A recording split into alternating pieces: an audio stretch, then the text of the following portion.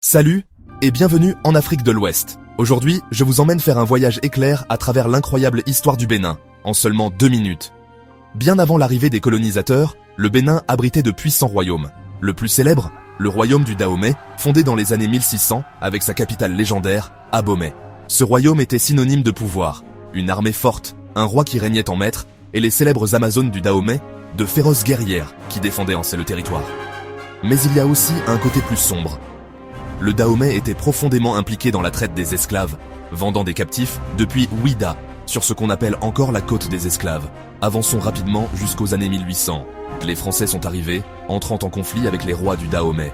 En 1894, le royaume était tombé et le Dahomey est devenu une colonie française, faisant partie de l'Afrique occidentale française. L'indépendance est finalement arrivée le 1er août 1960. Le nouveau pays s'appelait Dahomey, mais les choses sont devenues instables.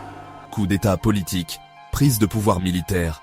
Ce fut une période mouvementée, puis vint 1972. Le commandant Mathieu Kérékou s'est emparé du pouvoir, transformant le pays en un État marxiste.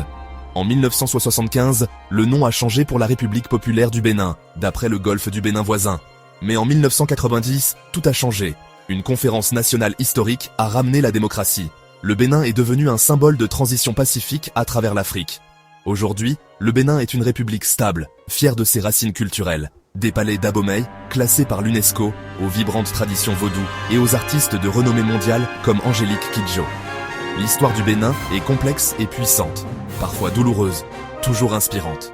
Et maintenant, cette nation se tient fièrement, regardant audacieusement vers l'avenir.